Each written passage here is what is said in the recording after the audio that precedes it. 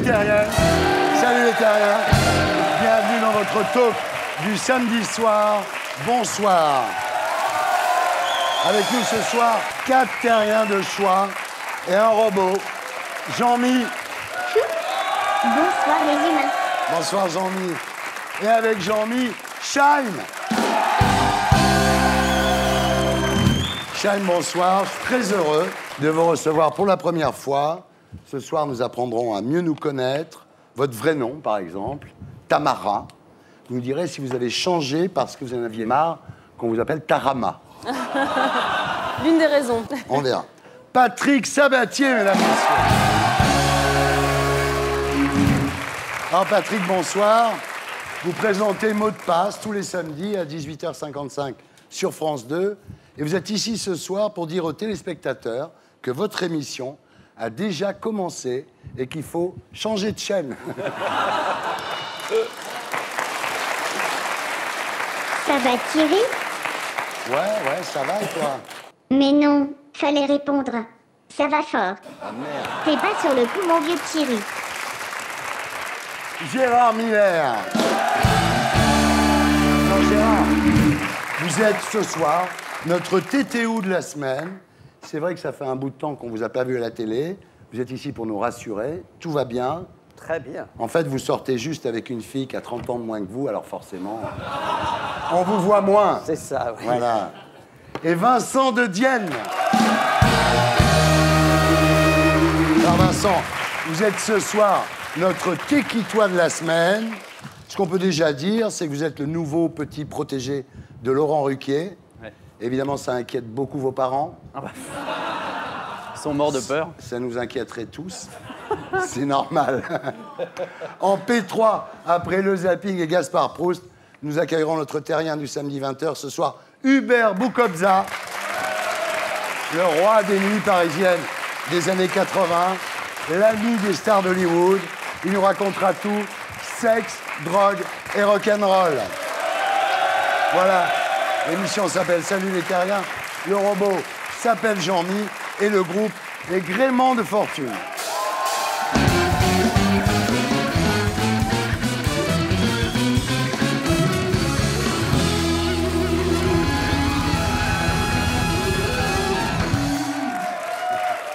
Patrick Sabatier, rebonsoir. Bonsoir. Patrick Sabatier, mesdames, messieurs, le dernier des grands animateurs bien coiffés. Selon la légende, vous seriez le seul animateur de la télé à ne vous être jamais drogué, c'est vrai? À mon avis, il y en a d'autres quand même. Hein. Enfin, je parle pas de vous, mais il y en a d'autres. Et toujours très poli, en fait. Hein. Vous n'êtes pas du genre à dire connard, va te faire foutre. C'est pas du tout. Si, ça m'arrive dans la vie, oui, mais vous pas à la dites des télé. gros mots, des Ah fois? oui, bien sûr, évidemment, je suis Laisse comme tout le monde. tomber. Ah oui, mais bon. à la télé, on ne montre qu'une partie de soi. Ouais. D'ailleurs, c'est bien normal. Hein. Ouais. On est là aussi pour en représentation. Ouais. On est à la fois très naturel et pas si naturel que ça. Ouais. Alors, ce soir, vous êtes avec nous ici. En même temps, vous animez Mot de passe donc, sur France 2. Pour quelqu'un qui a été privé de télé pendant très longtemps, ça doit faire plaisir d'être sur 2 chaînes à la fois. C'est pas mal, je suis d'accord. Alors, Mot de passe marche bien. Oui. Il ne faudrait pas que ça marche trop bien non plus, Patrick, on est d'accord? Vous aussi, vous marchez bien. Donc, Oui, ça marche bien, Il y, mais enfin- il y a de la place pour tout le monde le samedi à 19h. Alors, Patrick Sabatier, vous publiez 60 ans et alors, chez Michel Lafon. Vous dites avoir mal vécu votre 60e anniversaire. Et sans doute pour vous rassurer, vous avez demandé à des célébrités de tous bords comment elles avaient vécu cette arrivée dans la 6e décennie. Vous avez déclaré « Je ne vis pas bien mon âge ». C'est quoi cette histoire? J'ai un peu l'impression d'être au restaurant, de demander le menu pour prendre le plat suivant, et le garçon me dit non, non, monsieur, c'est l'heure du dessert et de l'addition. Donc, voilà. Ouais. En fait, vous n'avez pas de raison de déprimer parce que vous avez 63 ans. En fait, vous ne les faites pas du tout. Vous faites 62 au maximum. Ouais, mais On est vraiment, hein. je suis d'accord, mais il y a ce qu'on fait et ce qu'on fait pas, de toute façon, on les a quand même. Oui. Alors, il y a beaucoup de réactions différentes. Par exemple, Arditi vous dit je me trouve pas mal. Mieux maintenant qu'avant, d'ailleurs. Voilà. François Berléand, alors lui, c'est très drôle, il dit je reçois de plus en plus de publicité pour les montes-escaliers et les baignoires à porte. C'est très désobligeant. Vous avez Annie Dupéré qui dit à l'époque de mes 15 ans, les femmes de 60 ans étaient déjà considérées comme des personnes âgées. Aujourd'hui, 60 ans, on n'est plus considérés comme des personnes âgées. Moins, mais enfin, franchement, l'espérance de vie pour les hommes, c'est 22 ans au-delà des 60. Ouais. Ben, maintenant, il me reste plus de 19. Françoise Hardy m'a dit un jour dans une émission, il me reste à voir fleurir 20 fois les cerisiers. Quand elle m'a dit ça, j'avoue que ça a changé ma vie. Bien Il y a sûr. un avant et un après. Voilà, le compte à rebours a commencé. Ah bah oui. Et donc ça change la vie. Je terminerai avec Michel Leb. Je suis arrivé à cette conclusion où je me jette par la fenêtre, où je reprends un coup de rouge avec un morceau de camembert. J'ai choisi la deuxième Oui, solution. il a raison. Il a raison parce qu'il y a un moment donné, de toute façon, comme on ne peut rien y faire, autant prendre les choses du bon côté Oui. parce qu'on ne peut rien y faire. Alors, vous êtes né il y a 63 ans, donc le 12 novembre 1951, famille d'origine modeste, père marchand des 4 saisons. Alors ça, marchand des 4 saisons, c'est un métier précaire parce qu'en fait, on ne sait jamais si on va pas perdre le bout de trottoir qui vous est alloué. Vous ne pouvez pas faire de plan sur la comète au-delà d'une semaine, en fait. Il vivait au jour le jour. Ça n'a pas changé avec mon métier d'ailleurs, mais Oui. moi j'ai eu la chance de gagner plus d'argent qu'eux, Oui. plus vite. Et puis un jour, alors, vous passez devant un camion-citerne qui est en train de ravitailler une station-service, et là, vous entendez la radio dans l'habitacle, et vous dites, ça sera mon métier. Oui, ça se passe à Vitry-sur-Seine, j'écoute une radio et je dis, j'aimerais dans ma vie être la voix de cette radio-là. Ouais. À partir de là, votre père vous dépose tous les matins à Radio Luxembourg, en allant acheter ses fruits aux Halles. Oui, on se lève avec mon père à 2h30, 3h. Ah ouais. Il me dépose à la radio et après, quand il repart justement pour mettre ses fruits sur sa petite voiture, Ouais. il me dépose au lycée. Ouais. C'est incroyable. Je suis comme un gosse, je regarde comment ça se fait et au bout de quelques mois où je suis là présent tous les jours où personne ne me parle, il y a le gardien qui me dit bon bah viens, entre. Et là, à partir de là, je rentre dans les studios et je découvre Maurice Favière qui fait le petit matin à l'époque, Ouais. de 5h à 9h. Tout a commencé là avec quelqu'un qui m'a donné quelques publicités, qui m'a dit bah, enregistre ça chez toi, Ouais. fais une bande magnétique et puis on verra après. Alors, parallèlement, chez vous, vous avez installé un studio dans un débarras en sous-sol. dans la cave. Alors, vous avez un magnétophone Grundig et un tourne-disque Tepaz, et vous faites une émission juste pour vous, en fait. Première radio libre Ouais. et le seul auditeur Oui. d'ailleurs. Alors là, vous écrivez à tous les producteurs, à tous les animateurs de Paris, jusqu'au jour où Christophe Izard vous propose, non pas de la radio, mais de la télé, il propose Les Visiteurs du mercredi. À l'époque, vous avez 24 ans, quoi. Christophe Izard me met dans un studio comme ça et j'entends la voix de la régie qui me dit parlez-nous des Indiens. Donc je suis devant la caméra, j'ai pas une très grande culture sur les Indiens, alors je parle des Indiens et des cow-boys comme ça, des jeux d'enfants, et au bout de 2 minutes, on me fait très bien, merci. Ouais. On vous écrira Et vous êtes pris. le lendemain. Alors, votre ascension à partir de là va être fulgurante. Il faut dire, Patrick, que vous avez des concepts qui sont extrêmement simples, extrêmement efficaces, et je dois dire que vous êtes un des meilleurs concepteurs d'émissions de télévision avec moi. Et En tout cas, avec, vous, c'est sûr. et avec Frédéric Lopez. Il y a le jeu de la vérité, qui est déjà une super grande idée, puisque les stars venaient en direct se faire poser des questions par les téléspectateurs. C'est comme ça qu'on apprend que Coluche a une aventure homosexuelle. Chantal Goya, qui ruine sa carrière en direct, évidemment, chez vous, elle s'énerve complètement. Alors Chantal Goya, évidemment, après, elle sera obligée de chanter Booba le petit ourson devant des mecs en cuir dans des bars gays pendant le rêve. Plusieurs années après. Vu qu'on vous tient là, elle était défoncée ou quoi? La seule chose que je peux vous dire, c'est qu'elle n'était pas à 20h30 comme je l'ai vue à 19h. Ouais, Donc il s'est passé quelque chose. elle a pris quelque chose. Il s'est passé quelque chose. Alors, donc il y a eu le jeu de la vérité, grand concept, avis de recherche, quand même, super idée. La photo de classe, les gens qui reviennent, enfin bon, moi, je trouve ça génial. Alors on va regarder cette époque glorieuse de Patrick Sabatier. Saint-Dior, c'est une eau pétillante et savoureuse. Une eau pour ceux qui vivent plus fort.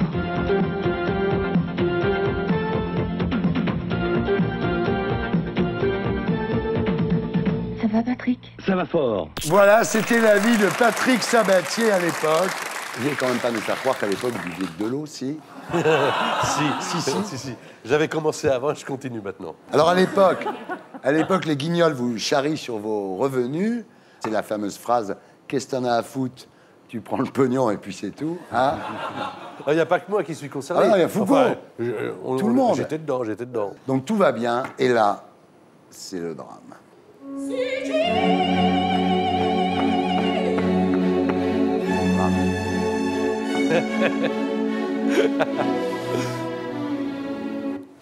Le 16 septembre 92, vous êtes poursuivi pour complicité d'escroquerie pour avoir reçu le 28 décembre 1990 un mage qui prétendait guérir le cancer et le sida. Vous êtes viré de TF1 et de RTL. Vous faites bien d'en parler parce que du côté du mage, ça a été, j'ai été vraiment reconnu extrêmement innocent de tout cela. Alors, ce qui est quand même très injuste dans votre histoire, c'est qu'à partir de là, vous êtes quand même boycotté par les grandes chaînes. Il était fort, ce mage, parce qu'il vous a quand même fait disparaître pendant 16 ans. Alors là, évidemment, c'est une longue traversée du désert. Donc TMC, Match TV, France Bleu, Cap 24, là, quand même. Bah oui, mais c'est-à-dire que 40 ans de télévision, je suis resté dans toute ma vie 3 semaines sans travailler. Ouais. Parce que moi, ce que mes parents m'ont appris, Oui. c'est que quoi qu'il en soit, tu te lèves, Ouais. tu vas travailler. Vous savez, ça, c'est comme un humoriste ou qui que ce soit qui est devant un public. Il ne va pas faire un mauvais numéro parce qu'il y a 300 personnes et un bon numéro parce qu'il y en a 3000. Il va faire son numéro. Alors, là, à cette époque, quand on vous demande « ça va fort », vous dites non, et je t'emmerde, connard, non ». Ça va pas fort. Et là, alors c'est horrible, pour revenir à l'antenne, Jean-Pierre Elkabbach et Louis Blériot vous obligent à faire une émission de repentance publique. J'ai jamais vu ça, c'est les procès de Moscou, quoi. C'est l'autocritique. Moi, je n'ai pas honte de cette émission. Mais je pense que ceux qui m'ont demandé de la faire doivent avoir honte de me l'avoir demandé. Je suis d'accord avec vous. On regarde à quoi ça ressemble. Évidemment, j'ai commis des erreurs. Je peux en parler quand vous le voulez. On va en parler tout à l'heure. Mais qu'on ne me parle pas de personnages exemplaires. Parce que pour moi, il y a très peu de gens exemplaires, de personnages publics. Moi, l'exemplarité, je l'ai vue souvent chez des gens dont on ne parlait pas à la télévision, qui ne faisaient pas la une dans les journaux. Alors les personnages publics qui se croient exemplaires, ça, je n'y crois pas. Ça brille trop.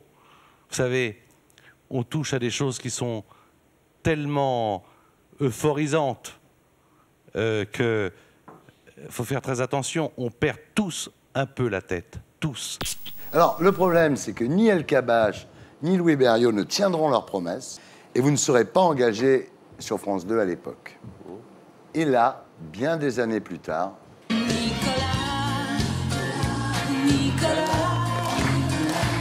Bon alors, je sais que vous ne voulez pas le dire, mais enfin, il y a quand même été un peu pour quelque chose. Vous savez qu'avant Nicolas Sarkozy, j'ai quand même travaillé sous Chirac, Oui. sous Mitterrand, Oui. sous Giscard, même un petit peu sous Pompidou. J'ai fait quelques essais. Qu'il ait dit du bien de moi, tant mieux. Mais laissez-moi croire quand même. Laissez-moi croire. Oui. Et vous devez Oui. le croire, Oui. qu'on m'a choisi parce que je savais le faire. Cela dit, c'est quand même mieux d'avoir un Nicolas Sarkozy qui dise du bien de Patrick Sabatier que du mal du mariage pour tous. Donc Oui. il faut quand même lui rendre hommage là-dessus. Hein.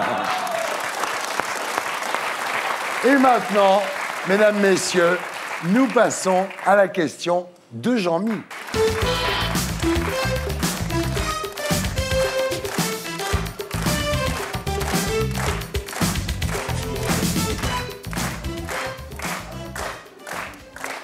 Alors, mon petit robot, pose ta question à Monsieur Sabatier, Jean-Mi. Patrick, on va jouer au jeu de la vérité. Quelle est la plus grande erreur de ta carrière? Que je ne fasse pas la même. De ne pas avoir été assez diplomate, probablement. D'avoir dit trop souvent ce que je pensais. De ne pas avoir été assez malin. Et surtout, de ne pas avoir de réseau, contrairement à ce que l'on pense. Tu ne crois pas que tu mérites mieux que d'animer un jeu sur France 2? La grille des programmes de France 2 n'est pas extensible. Et puis, il faut savoir attendre son tour. Et j'attends mon tour. Drucker, qu'est-ce qu'il a de plus que toi? 10 ans. Oui, c'est ce que j'ai dit. Patrick Sabatier. Est-ce que vous avez le sens de l'humour? J'essaye. D'accord. On va faire un blind test. Les chanteurs qui ont eu des problèmes avec le fils. Oui, d'accord.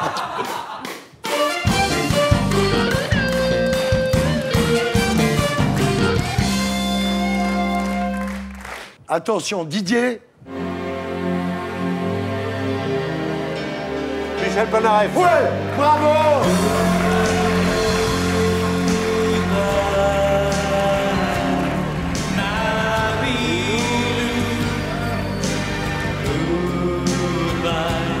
En 1973, il doit plus d'1 million au fisc.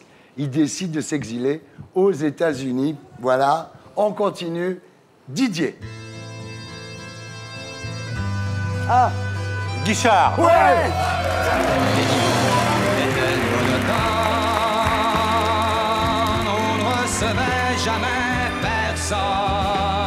Attention, Didier.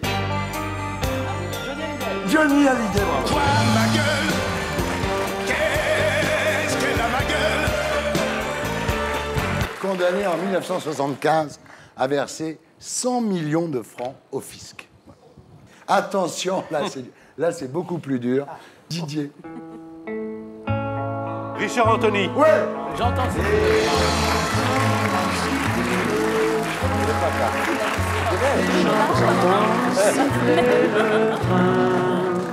Que c'est triste, Alors, un train qui siffle dans le noir. je suis content d'entendre que Alors attends, une voix. les jeunes... Ah bien. Alors il a été emprisonné, Richard Anthony, en 1983, 3 jours à Pontoise, le temps que ses proches rassemblent 152 000 € pour le faire sortir de prison. Ben oui. Attention, Didier. Claude François, Claude François, Chan.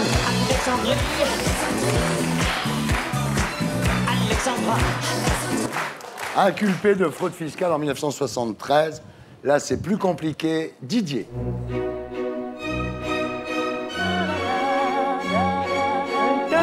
Pavarotti. Pavarotti. Franchement, on se sent moins seul. Ouais. Mec, j'ai le sens de l'humour. Alors, ce qu'il faut savoir, c'est qu'en 2007, à sa mort, le mec devait 18 millions d'euros au fisc. Ouais. Mourir en devant 18 millions d'euros au fisc. C'est du panache. C'est On appelle classe. ça du panache. Moi, j'avoue que c'est mon rêve. Attention, Didier. C'est pour toi, Patrick. Mike Brandt. Patrick. Laisse-moi t'aimer. Ah oui, Mike Brandt. Non. Ah, à la barrière. Ah, la barrière. À la barrière. J'en ai dit des je t'aime. J'en ai dit des je t'aime, ouais. J'en ai eu des amants. Très, Ce qui est génial, très grand chanteur. Ah ouais, très grand chanteur, très bonne chanson. Et vive la Bretagne. Je ne sais pas si je suis nul en chanson ou nul en contrôle fiscal, mais je ne trouve personne. Non, condamné en 88 à payer 4,9 millions de francs au fisc, Alain Barrière. Attention, on continue, Didier. Pourquoi on me regarde Oui. Yannick Noah, Saga Africa. Yannick Noah, Yannick Vincent Noah. de Dienne.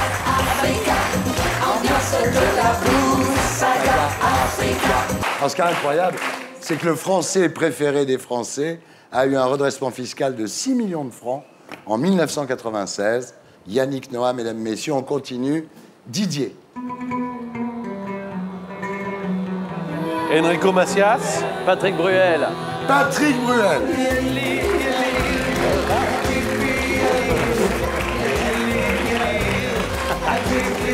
En fait, faut dire quand même que Patrick Bruel n'a pas été condamné. Et on termine avec la star des chanteurs qui ont eu des contrôles fiscaux, Didier.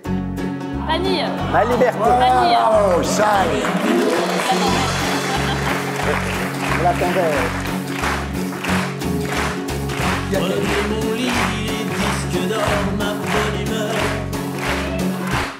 Voilà, il a eu 15 000 €. Franchement, c'est rien du tout. 15 000 €? Ouais, il a eu Moi, que ça valait 15 pas le 000 coup de €. faire ça La va. chanson, ouais. Alors, là, tu l'as fait avec les chanteurs, on aurait pu le faire avec les animateurs, mais là, je me tais. Donc, c'est Patrick Sabatier qui a gagné. Bravo, Patrick.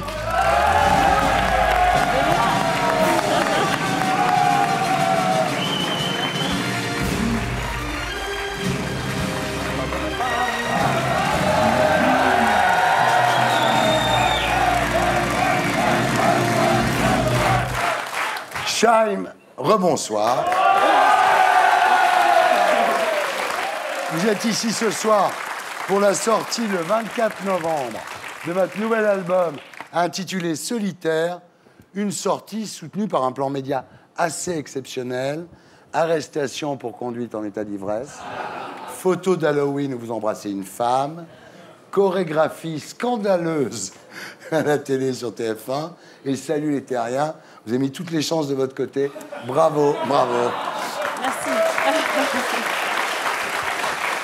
Alors on regarde ce qui a fait le buzz toute la semaine. cette affaire de Danse avec les stars samedi dernier. Et après, vous me direz ce que vous avez répondu à vos détracteurs. Et je dis d'avance que je suis d'accord avec vous. On regarde.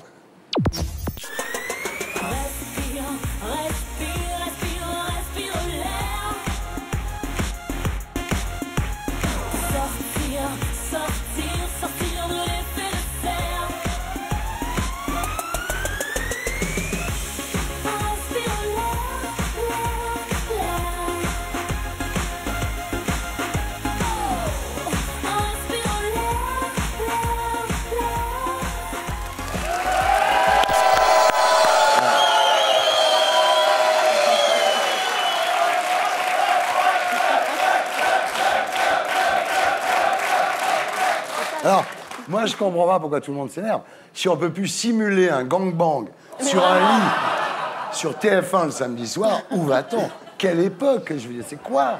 Moi, je regarde encore avec le recul, je vois pas ce qui peut choquer. Ah si, moi, ce qui me choque, c'est qu'il n'y a pas d'édredon sur la... Voilà. J'ai mal fait mon lit. Non, mais, parce que quand Rihanna fait ça, quand Beyoncé fait ça, tout le monde trouve ça bien, vous faites ça, les gens. Mais qu'est-ce Ouais, mais qu'ils ont? Rihanna, elle fait pas ça, elle fait 1000 fois pire. Ouais. C'est une envie artistique. Voilà. J'illustre des paroles, j'illustre une chanson, je commence par dire je suis claustro-homme, je suis solitaire et je suis entourée de plein d'hommes pour illustrer un peu cette claustrophobie. Et puis de la danse, tout simplement. J'ai voulu aussi emmener un univers un peu contemporain et lyrique. Oui, il y a des choses un peu suggérées, mais du moment qu'elles le sont et qu'elles le restent. Vous avez été juré dans Danse avec les stars. Oui. Vous seriez donné quelle note pour ça, là, samedi? J'ai pas demandé aux juges d'ailleurs, mais ils avaient l'air ravis. Mais tout le monde était ravi. Voilà. Alors, ce qui est un peu dommage, c'est que la chanson s'appelle Effet de serre, et le côté un peu écologique de la chanson est passé à l'as, quoi. Ouais, tant mieux. Alors, votre nom de scène vient de Shy, qui veut dire timide, et M, qui veut dire Martinique. Samedi, vous n'étiez pas spécialement shy.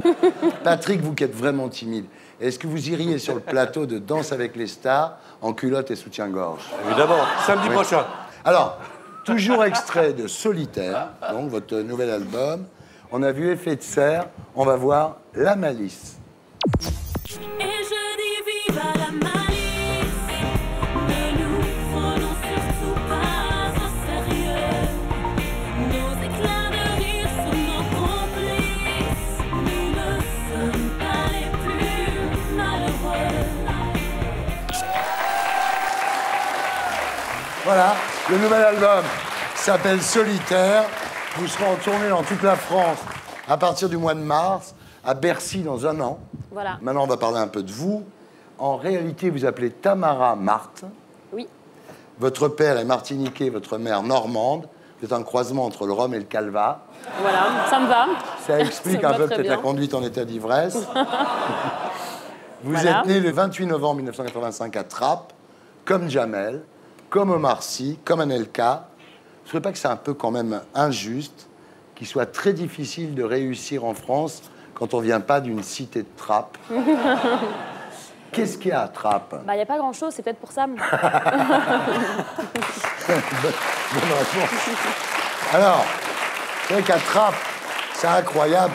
Il y a des plaques dans les rues avec marqué « Ici a vécu Jamel »,« Ici a grandi Shine »,« Ici Anelka a traité quelqu'un de fils de pute ».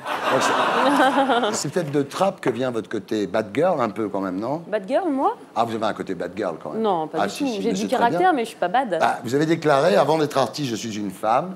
Je cherche pas à être un modèle. Non, je ça, ne c'est suis vrai. pas parfaite. Je suis loin d'être parfaite et effectivement, je fais des erreurs comme tout le monde, mais oui, non, j'ai pas les épaules pour être un modèle, ça c'est certain. Ouais, mais c'est pas ce qu'on vous demande, hein. Et voilà. Oh, il est chiant cet aspirateur, il est là toutes les semaines. C'est mon robot. Il a une fiancée qui est magnifique, Morgane. Il y a un aspirateur qui est amoureux de lui. Et c'est horrible, hein. J'en peux plus, moi. Je suis pas R2D2. Bah oui. Cet aspirateur le suit partout. Et on passe maintenant à notre TTO de la semaine.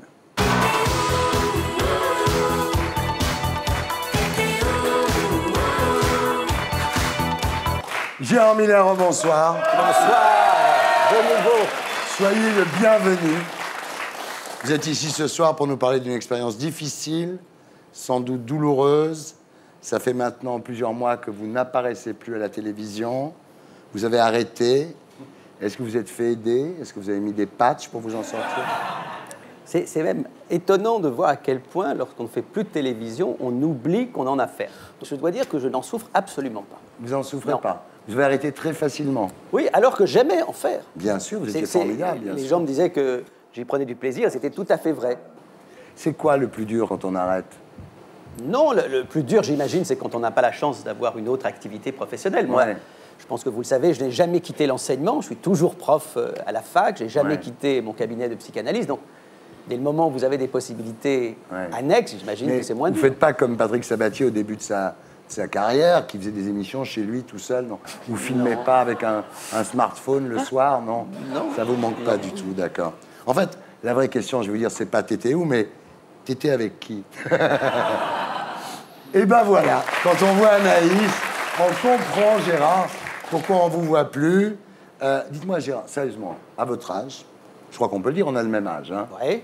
Est-ce que c'est raisonnable de porter un gilet à capuche comme ça? Sans doute pas. C'est vrai que là, je me suis habillé de façon un tout petit peu plus adulte. Ouais. Une histoire extraordinaire, vous l'avez connue. Elle avait 20 ans, hein, je m'en souviens. À l'époque, on vous disait quand même. Hein? Même 18. Ah là là. Ah, 18. Vous êtes Et venu je au l'ai vu dans sketch. une émission de Laurent Ruquier Voilà. à la radio. Elle sur était France dans le Inter. public. Elle était dans le public. Alors, c'est quand même pas Anaïs qui vous a éloigné de la bande à Ruquier, quand même. Ah, mais je ne suis pas éloigné du tout de la bande à Bah, vous Ruquier. n'êtes pas aux grosses têtes. Je vais y arriver. Écoutez, Ah c'est ouais. depuis quelques mois seulement qu'il a commencé. Bah, je sais, je suis à RTL avec Fogiel, Oui. votre ami Fogiel. Mon ami Fogiel, avec qui je me Vous suis êtes réconcilié. réconcilié. Marco, salut. Et donc, je vous signale que Laurent est par exemple le parrain de notre fille, Margot, qui est un excellent parrain, qui tous les ans, Laurent qui n'a pas d'enfant lui-même, organise le Noël des enfants. Et les copains les plus proches de lui Que viennent c'est chez beau. lui. Il y a le Père Noël qui vient et Que c'est beau. on le fait cette année. Tu vois, Vincent, t'es bien avec Laurent. Alors aujourd'hui, vous consacrez beaucoup à vos documentaires, que vous faites avec Anaïs d'ailleurs, faut le dire. Oui. C'est agréable. Moi, j'aime bien travailler avec elle. Alors le prochain, c'est le 24 novembre sur France 3. Ça s'appelle Monaco, le rocher était presque parfait. Alors là, il y a quand même une phrase qui m'a... En épousant une étoile hollywoodienne, au charme infini, Grace Kelly, le prince régné propulsait son minuscule état au cœur de l'imaginaire universel. On est quand même loin de Mao Tse-tung, là, quand même, Gérard, non? Ça m'a intéressé, en tout cas, sinon fasciné, de savoir comment on crée un mythe moderne et comment surtout on arrive à le faire tenir pendant 60 ans, Ouais. y compris après la mort des deux Ça principaux continue, acteurs. bien sûr. En fait, Gérard, vous êtes ici ce soir pour nous parler de votre nouveau livre, publié chez Grasset, intitulé Antipathie. Alors, le pitch, c'est simple, hein. Vous dites du mal de 120 personnes et sujets qui vous énervent. Tout vous énerve, en fait, à part le corps d'Anaïs. J'ai l'impression que... Mais pas du tout. J'ai l'impression que tout vous énerve. C'est pas seulement Ouais. des antipathies personnelles, c'est les antipathies, on va dire, d'un homme de gauche. J'espère que ça parle pour les autres. Je ne dis pas seulement mes antipathies à moi. Alors, en tout cas, moi, j'y suis pas dans vos antipathies. Je suis ravi. Patrick Sabatier, je vous dis, vous n'y êtes pas non plus. Non. Qu'est-ce qu'il faut comme qualité pour vous être antipathique? Quand effectivement Zemmour explique que dans un pays comme le nôtre, pour être vraiment français, il faut avoir un prénom, disons, chrétien, et qui ne peut dire au moment où Rachida Dati appelle sa petite fille d'un prénom qui lui tient à cœur, qu'il aurait mieux fait de l'appeler Jeanne ou Marie, je trouve ça infâme. Et quand ce type vient dire ensuite que Pétain a sauvé des Juifs, quand on sait que les premières mesures anti-juives ont été prises par les pétainistes sans même que les nazis ne s'en occupent, je trouve ça infâme. Donc voilà, là pour parler des choses les plus graves. Des choses moins graves, c'est vrai que par exemple, quelqu'un qui est sur le service public et qui a beaucoup de qualité, qui est ADI, qui fait une émission culturelle que je trouve plutôt intéressante, plutôt réussie, sous prétexte qu'il fait une émission culturelle, se permettre d'inviter des gens comme Soral, c'est-à-dire des négationnistes, ou Dieudonné, sans même leur porter la contradiction, ou Nab, je trouve ça effectivement susceptible de provoquer mon antipathie. Alors, Michel Onfray, vous dites, c'est Zavata qui aurait lu Nietzsche. Ouais. Il vous a un peu piqué la place de l'intello de gauche qui fait chier sur les plateaux, c'est pour ça, non? Il est très bon sur les plateaux. Je pense notamment à ce qu'il a écrit sur Freud. Je trouve ça légèrement excessif, parce que Freud, il le décrit avec tous les défauts de la Terre, pour le coup. Un cocaïnomane, il couchait avec sa belle-sœur, il a laissé sa famille mourir dans les camps. Arrêtez, la coupe est pleine. Donc je me suis amusé de dire qu'effectivement, c'était plutôt comique. Jean-Jacques Bourdin, d'RMC, de BFM TV, lui, c'est un incendiaire qui crache dans le micro, ça veut dire quoi? Bourdin a fait de la libre antenne déjà sur RTL dans les années 90, il en fait aujourd'hui, il tend le micro à un certain nombre de ses auditeurs. Très bien, je trouve que c'est tout à fait légitime que les gens s'expriment.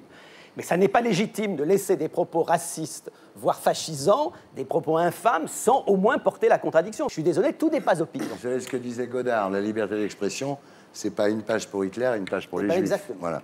Alors Laurent Gérard, vous dites beauf à la vulgarité satisfaite mais efficace.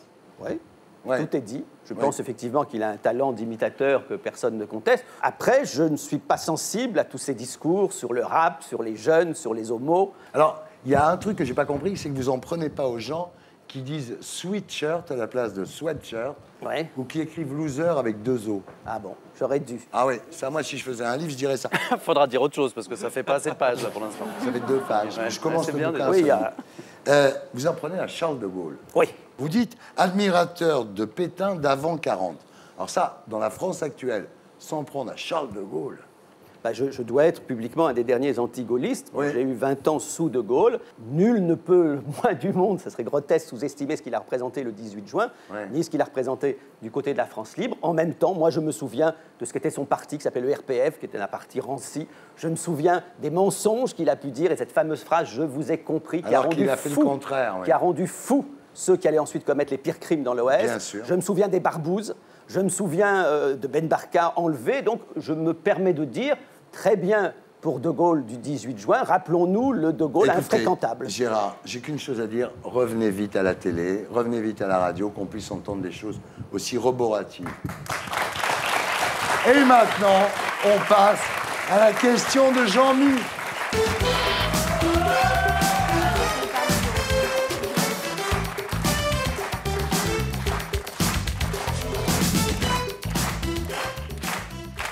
Vas-y, Jean-Mi, pose ta question à Gérard Miller.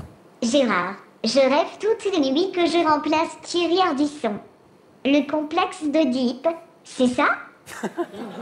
Ce serait effectivement le complexe d'Oedipe, pour simplifier la volonté de faire disparaître le père, disons ça simplement, si Thierry Ardisson, sur ce plateau, était un père. Or, sur ce plateau, c'est une mère. Et ce qui me frappe, puisque ce n'est pas la première fois que vous avez la gentillesse de m'inviter, c'est à quel point vous êtes maternel. À quel point vous n'avez rien d'impair sur ce plateau. Oh, Et- ça et- me fait- Non, non, mais c'est pour ça que je dis à Jean-Mi, regarde-le comme tu regardes ta propre mère. Oh, Jean-Mi, tu vois, tu vas m'aimer maintenant, mon petit Jean-Mi, encore plus. Il veut me remplacer, cette ordure. Et si j'aime bien sa femme, c'est aussi le complexe d'Oedipe? C'est un gros dragueur, le Jean-Mi, hein, quand même. Merci, Jean-Mi. Merci, mon petit robot. Hop, hop, hop, hop, hop, hop, hop, hop.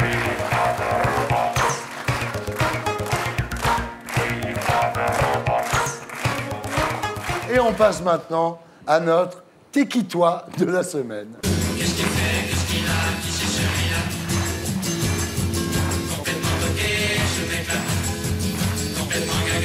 Vincent de Dienne, rebonsoir. Vous êtes chroniqueur dans Le Supplément, l'émission de Maïtena Birabin, le dimanche sur Canal. Vous avez succédé à Stéphane de Groot et vous êtes humoriste. Vous êtes au Petit Théâtre Hébertot dans un spectacle intitulé S'il se passe quelque chose, mise en scène par François Rollin et Juliette Chéniaud. Ouais. Alors on va commencer par le spectacle qui est produit par Laurent Ruquier. Alors le dernier comique produit par Laurent Ruquier avant vous, c'était Éric Zemmour. Bah, il a fait une belle carrière. Oui, mais ça devrait vous inquiéter quand même. Le thème de S'il se passe quelque chose, c'est l'autobiographie. Ouais. Et comme vous n'avez que 27 ans, le spectacle dure 15 minutes. Comme ça, on peut dîner tôt. Voilà. Alors vous avez un parcours de comédien classique, hein, école de théâtre, chômage, chômage, chômage. Absolument. Pièce chiante, chômage, chômage. Vous m'avez bien suivi, c'est bien. Voilà, j'ai tout regardé. Et vous êtes lancé dans le seul en scène, comme on dit, pour pas dire le one-man show, avec un spectacle hybride, ni stand-up, ni sketch. Vous jouez beaucoup avec ça, d'ailleurs. Alors, vous racontez dans le spectacle votre C'est adoption. marrant de vous voir en vrai. Ah oui. Ouais, je suis en train de me dire ça. C'est le vrai Thierry Ardisson. C'est C'est le vrai le vrai. Patrick Sabatier aussi. Mais il a été candidat de mot de passe. Laisse tomber. Mais je te jure, j'ai Ah gagné ouais. 5000 boules, t'as vu? Ah, pas mal. Ah, Il a- c'est toujours il y a ça. 3 ans. Vous racontez votre adoption. Alors, vous avez été adopté par un couple hétérosexuel, et pourtant, vous êtes gay. Vous en avez parlé à Christine Boutin de ça parce que... Bah, on doit dîner ensemble. Ah après. ouais, il faut lui expliquer. Hein. Alors, le plus dur pour vos parents adoptifs, c'est le fait que vous soyez gay... Ou produit par Ruquier. Produit par Ruquier, d'origine arabe ou comédien. C'est quoi? Non, ça a été un joli melting pot des trois angoisses. Ouais. Ils sont adorables. Ils sont adorables, ouais. Dites-moi, Vincent, vos parents biologiques, ils devaient être dégoûtés de vous avoir abandonné à la naissance. Ils regrettent, non? Je sais pas. S'ils regardent, ils vont vous écrire, ils vont envoyer un petit courrier en disant bah, on a changé d'avis. Quand on est orphelin, ça fait du bien d'être adopté par le public, non? Ah, je m'étais jamais dit la phrase comme ça, ouais. Ouais? Ouais. Vous êtes adopté par le public et vous êtes aussi adopté par la presse. Vous avez des critiques absolument extraordinaires. On regarde à quoi ça ressemble. Qu'est-ce qu'un autoportrait? Je rappelle que c'est pas interactif. Hein, qu'est-ce qu'un autoportrait? Qu'est-ce qu'un autoportrait sinon le spectacle affirmé d'une solitude débordante? Non. Mais, en fait, comme j'ai fait une école de théâtre assez sérieuse, où j'ai appris à jouer les grands textes avec des gens très sérieux, un peu austères même parfois, qui disent Strindberg, ah, Strindberg. Et à qui il faut répondre oui, oui, Strindberg. Tchekhov. Ah, bah Tchekhov, oui. Bon. Faire un one-man show, ce serait bizarre. Si, ce serait bizarre. Ce serait un petit peu comme si un trader surpuissant de la City grattait un tac au tac pendant sa pause déjeuner. Ça marche bien. Alors, ce petit Héberto, donc on peut aller vous voir. Ouais. Une très très bonne critique, effectivement. Les gens remarquent la finesse qu'il y a quand même. Hein. C'est pas du ziva, là. Hein. C'est... Non. Non. Non, j'aime pas ça comme spectateur. J'aime pas quand je sens le type sur scène qui est préoccupé par le fait que ça soit drôle toutes les 3 secondes. Ouais. Moi, si c'est pas drôle pendant 1 minute, si la phrase me plaît quand même, si c'est singulier, si c'est intéressant, ça me va. Alors, il y a ça, puis il y a aussi la télé, le supplément. Vous succédez à Stéphane de Groot, qui est parti. Pourquoi? Raymond DeVos lui a fait un procès à titre posthume. Vous faites chaque semaine la bio interdite d'un invité. Avec Attali, c'était chaud. Hein. Vous lui avez dit qu'il ressemblait à un hibou.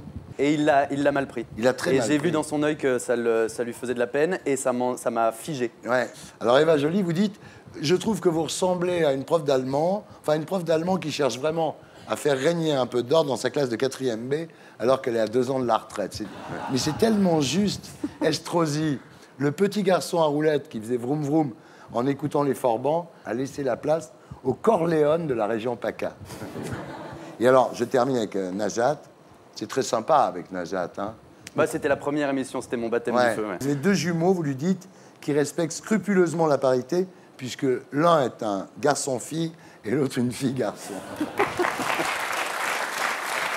Patrick Sabatier, merci d'avoir été avec nous. Merci beaucoup. Nous accueillons notre terrien du samedi 20h, ce soir, Hubert Boukobza. Bonsoir. Alors, Hubert Boukobza, au début des années 80, vous devenez le propriétaire de la célèbre boîte de nuit Les Bains-Douches. Et là, en quelques années, le petit juif tunisien parti de rien va devenir l'empereur international de la fête. Pendant des années, les stars d'Hollywood vont se succéder dans votre boîte de nuit. Vous gagnez des fortunes. Hélas, dans cet océan d'argent, d'alcool et de cocaïne, vous perdez le contrôle.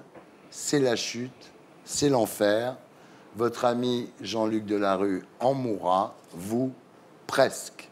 Votre histoire, vous la racontez dans un livre coécrit avec Jean-François Kervéan et intitulé 10 001 nuits, publié chez Robert Laffont, et à 20h, dans Salut les Terriens.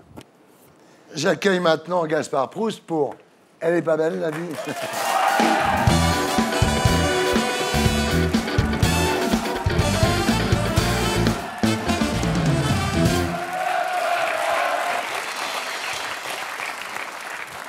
Ça va? Ça va? Bon, cette semaine, actu principale, alors, c'est... Le djihad est dans le pré. Hein, c'est le Normand Maxime devenu bourreau. Alors, on a sa photo. Regard ténébreux, cheveux dans le vent, barbe hirsute. On dirait un profil Tinder, en fait, tu vois. Il s'inscrit sur Tinder Sarcelles, je suis sûr qu'il match à tous les coups, hein, le gars. Tu le prends en photo à côté du calife, tu tiens 2 hipsters pour la nouvelle campagne de Couples, tu sais.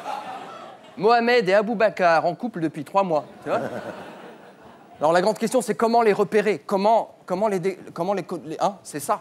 C'est facile. Alors 90% des apprentis islamistes commencent ados et sont recrutés via Internet. Donc, conseil aux parents, fouillez l'historique de votre ordinateur, de votre ado. Si en 24 heures, il n'a visité aucun site porno, il faut commencer à s'inquiéter. Bon, chose un peu plus joyeuse, UMP. Ah, voilà. J-1 semaine avant le vote pour la présidence. Alors la bataille majeure de 2017 a commencé, parce que c'est...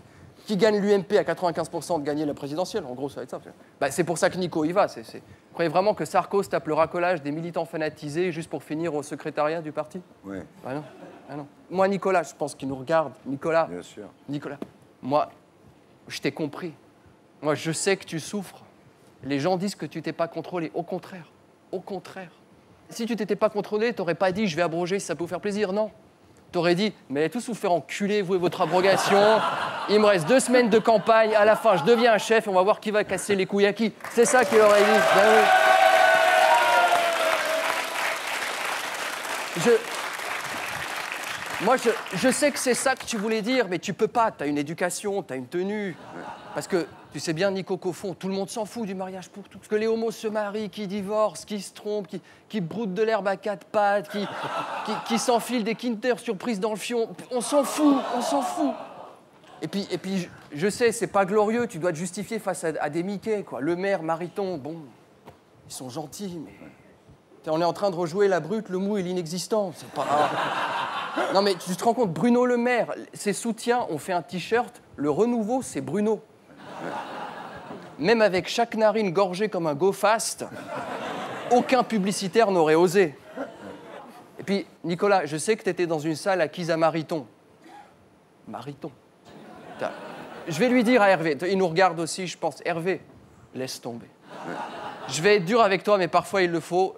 Je sais pas si tu te rends compte quand même à quel point la nature s'est foutue de ta gueule. Le cerveau d'un polytechnicien avec le charisme de François Fillon. Enfin, Hervé, t'as fait Polytechnique, tu veux faire chef de l'UMP. Qu'est-ce qui s'est passé dans ton enfance?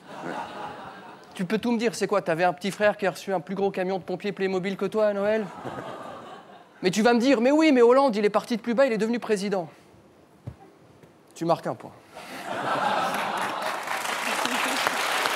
T'as pas tort. Oui, pleure, Hervé, pleure. Mets ta tête sur mon épaule. Mais tu sais, mon poulet, il faut pas se fier à l'exemple de François. Lui, tu vois bien que il est hors norme. Il vient d'une autre galaxie, ce mec-là. Des destins pareils, c'est comme la comète de Halley. C'est une fois par siècle, quoi. Tu vois, personne peut lutter. Bricolage. Un jeune homme a découpé son père et en a fait un meuble télé. Ah ouais, il y a des moments comme ça où même avec beaucoup d'imagination, tu peux pas suivre l'actu, quoi. C'est... Bah, attention, hein, tuer son père pour en faire un meuble télé, c'était pas l'idée de départ. Non, au départ, le mec, il voulait faire une penderie, mais comme sa mère et sa cousine étaient partis faire des courses, il s'est dit, va pour la table basse, quoi. Puis le mec, faut voir où il habite. J'ai regardé sur Google Maps, le premier Ikea est à 3 km. Bon, faut comprendre. Alors je vois déjà venir le truc, ouais, c'est un salaud, mais non, c'est pas parce que 90% de la population a 2 bras gauches qu'il faut stigmatiser l'artisanat.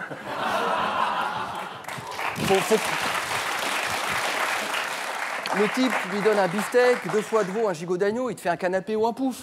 Voilà. C'est un manuel, voilà. Puis il faut penser à lui, il faut penser à sa déception, parce que lui, il a déchanté, hein, C'est-à-dire, quand les flics sont arrivés, tiens, ça sonne, j'ai peut-être gagné la médaille au concours Lépine. Bah non. 20 ans de tôle, tu pars d'une confirmation artistique, tu vois. Alors maintenant, tu vas me dire la bonne nouvelle. Bah, j'en ai pas. Y a pas de bonne nouvelle cette semaine? Ah si. Ah bah si. Ça s'est arrangé avec ma copine. Ah bah très bien. Ouais, bah, elle avorte. Ah! Alors, pas belle la vie? La semaine prochaine, ici là, sur canalplus.fr. On passe maintenant à notre terrien du samedi 20h.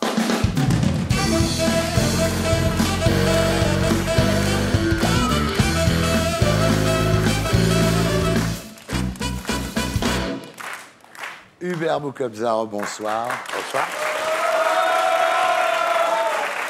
Vous êtes né le 20 août 1950 à Tunis, père businessman à la petite semaine, et votre mère artiste peintre. Sublime. Sublime. Alors, quand votre père met les voiles, vous avez 2 ans, mais le pire sera l'ostracisme dont votre mère sera victime. Parce que c'est vrai qu'une femme seule avec des enfants dans les années 50 en Tunisie, c'est pas évident. Et cette honte de l'exclusion, vous la connaîtrez également au pensionnat de Marseille, où on vous met avec votre frère. Vous dites, Hubert, depuis, j'ai besoin qu'on m'aime. Oui, même avant, j'en avais besoin. Mais Ouais. c'est ça, c'est-à-dire que... Enfin, en même temps, par la suite, je savais que ma mère m'aimait franchement, profondément. Mais bon, on a été séparés pendant toute notre enfance. Et on s'est retrouvés qu'à Paris à l'âge de 14 ans. Bah oui. Elle a un nouveau mec, et là, vous tombez amoureux en allant au lycée d'une prostituée de 32 ans qui est dans un bar, et vous vivez avec elle dans un hôtel à ce moment-là. Oui, c'était une façon de défier ma maman, de vouloir faire le malin. Alors, vous épousez Sylvette, Oui, une Polonaise de bonne famille. Hein. Ouais, voilà. Et j'ai voulu me calmer le jeu. Là, vous vous lancez dans l'immobilier. Vous gagnez beaucoup d'argent. Hein. Très, très vite, voilà. À un moment, on vous donne un programme Voilà. avec 50 appartements à vendre. Absolument. Et vous avez une technique d'enfer. Hein. Vous dites au mec, écoutez, là, je m'en vais, j'ai tout vendu. Non, mais j'avais appris ça au poker. Oui, alors justement, vous jouez au poker, et c'est en jouant au poker que vous gagnez une pizzeria dans le quartier de la Huchette. Et alors là, vous vous dites, en fait, ce qui marche dans le quartier, c'est pas tellement les pizzerias, c'est les Grecs. En une semaine, je ferme et je fais le plus beau grec du quartier. Voilà. Et ça a cartonné. Ça cartonne à mort. Alors, à 30 ans, vous vous retrouvez à être le nabab du quartier, parce que vous rachetez tous les restaurants de la rue Saint-Séverin, de la Huchette. Alors, vous dites, à l'époque, c'est comme une caricature de Pied Noir, quoi. Absolument. Ouais. J'ai même acheté la Porsche Targa, oui. Alors, en 1984, vous rachetez les Bains-Douches, qui, à l'époque, est la boîte la plus branchée de Paris. C'est un hasard. Je deviens copain avec un certain Jonathan. Oui, Jonathan Amar. Qui était très branché dans la... Oui. Moi, je ne comprenais rien aux branchitudes. Et c'est là où je rencontre Jean-Louis Coste, et que Jonathan me présente. Et comme il savait que je cherchais des affaires, il m'a dit, tiens, tu devrais aller voir une affaire rue du Bourg-l'Abbé, qui est les Bains-Douches. Et voilà, c'était... La boîte marchait moins bien, mais c'était quand même la boîte la plus branchée de Paris à l'époque.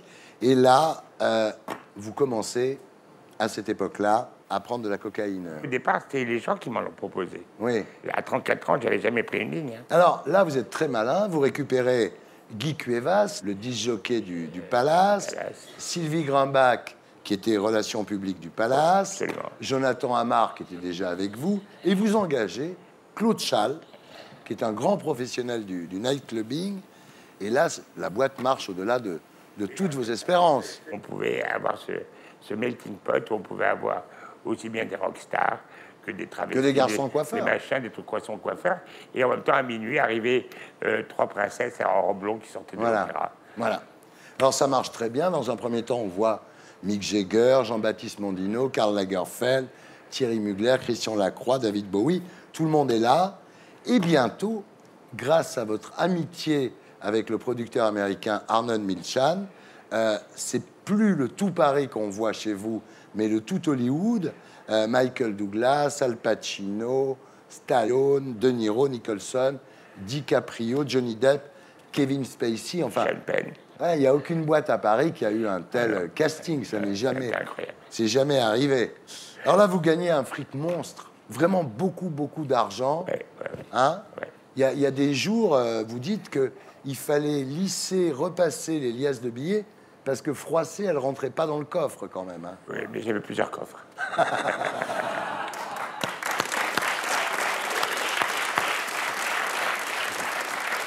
Et c'est là donc que je vous rencontre et je fais dans votre boîte de nuit Les Bains-Douches ma première émission qui s'appelle Bain de minuit. On regarde à quoi ça ressemblait. Il me prend dans ses bras, il me parle tout bas. Comment est-ce que les bains peuvent rester la boîte la mieux de tout Paris? Comment c'est possible ça? Ça, je ne sais pas, faut demander aux autres. Nous, on fait le maximum. On fait le maximum pour que ça soit bien, pour bien recevoir les gens, pour qu'ils soient contents, pour qu'ils soient bien. On essaye de faire tout ce qu'il faut. Les gens marchent avec nous, tant mieux. Il part de bonheur dont je connais la cause. C'est toi pour moi pour toi dans la vie. Tu me l'as dit. Les bains de minuit, c'est emmerdant qu'ils fassent leur émission ici. Non, je crois pas, jusqu'à présent, non, je crois pas. Ça va, ça se passe bien? Ça va bien, des petits trucs, mais ça va bien. Ça va bien quand il y a foutu piste. Non, mais ça va. Les bains, c'est génial. Ah oui, que ça dure encore 2000 nuits.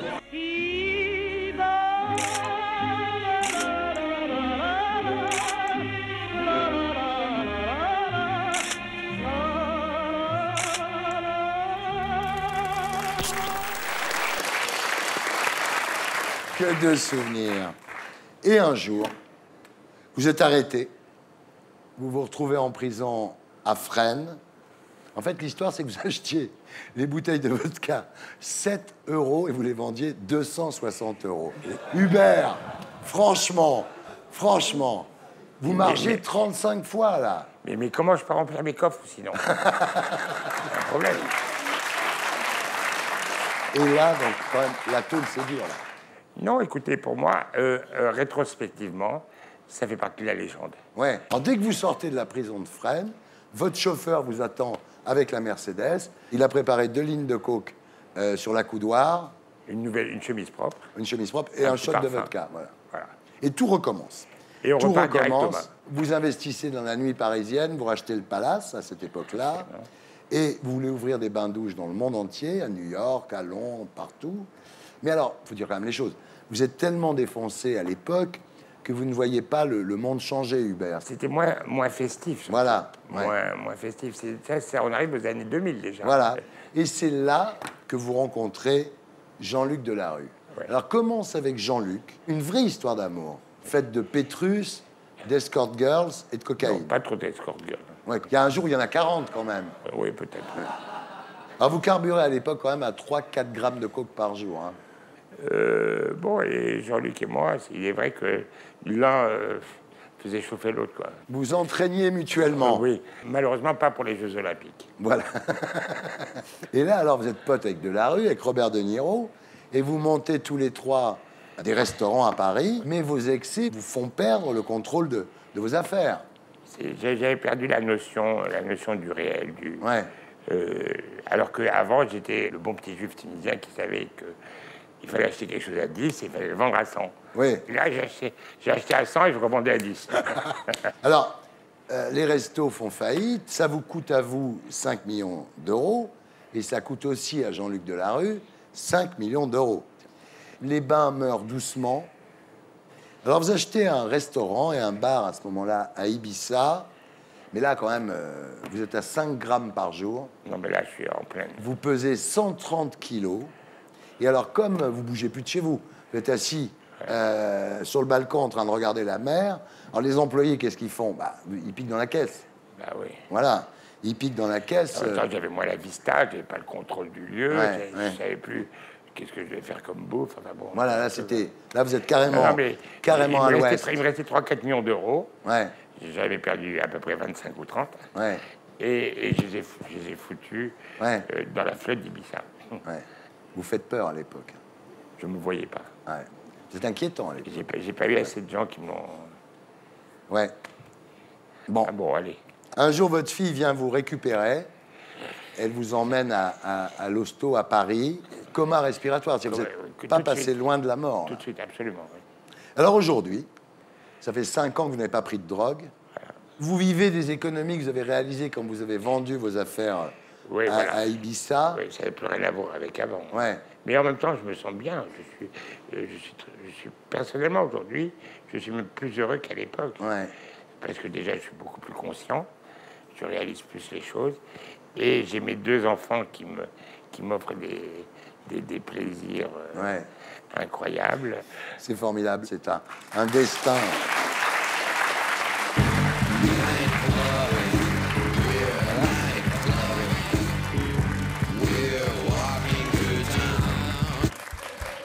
Voilà. Faut dire quand même une chose. Méfiez-vous de la cocaïne. C'est pas juste une drogue récréative. C'est une drogue qui, au bout d'un moment, vous mange la myéline du cerveau, c'est-à-dire la substance qui entoure les neurones. Donc, je ne vous conseille pas d'en prendre. Voilà. Voilà, c'était Salut les Terriens, votre talk du samedi avec Jean-Mi, mon petit robot. Je vous signale la sortie du nouveau film des producteurs de Drive qui s'appelle Night Call. Ça sort mercredi prochain. Je l'ai vu, je vous le conseille. C'est un pitch d'enfer. Merci à tous ceux qui m'ont aidé à faire cette émission. Salut les Terriens.